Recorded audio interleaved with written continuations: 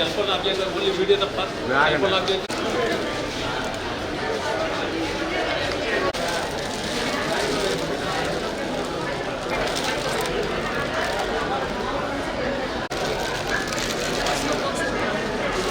Sweet box తీయమ్మా, box తీయండి. Sweet biscuit packs, biscuit ప్యాక్లో ఒకటి ఉంది.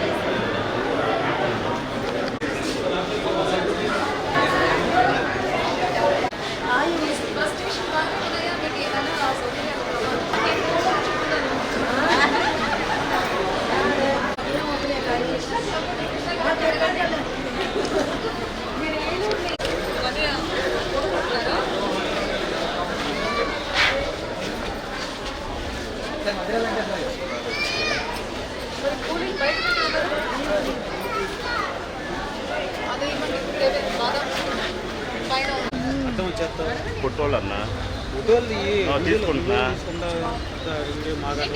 నీకెందుకు అడ్డం వస్తున్నా అన్న? సీరియస్ మాట్లాడుతుంది.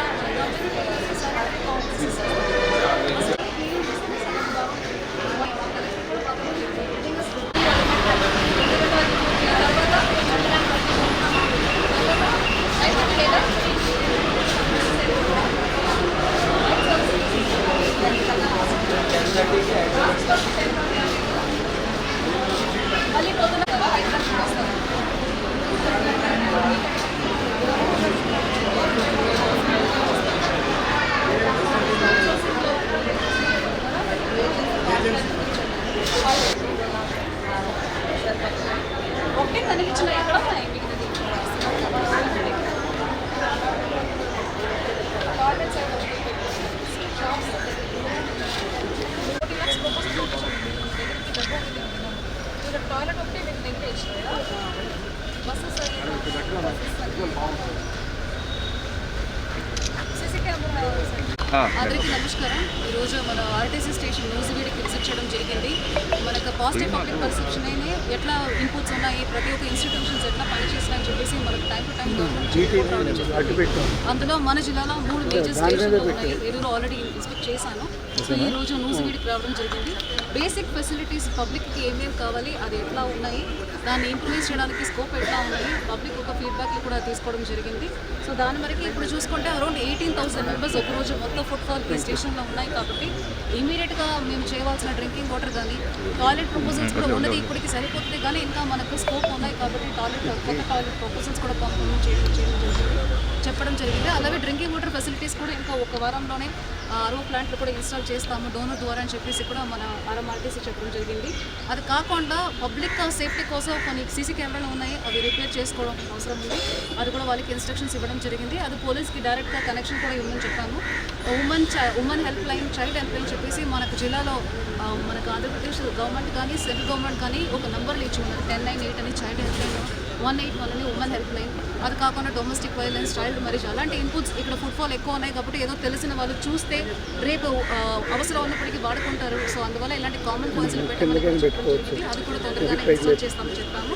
అది కాకుండా ఇక్కడ ఉన్న షాప్స్లో ఏం అమ్ముతున్నారు క్వాలిటీ కూడా మళ్ళీ ఒకసారి రీవెరిఫై చేసుకొని టైం టు టైం అది ఇన్స్పెక్ట్ చేసుకోవాలని కూడా ఇన్స్ట్రక్షన్స్ ఇవ్వడం జరిగింది.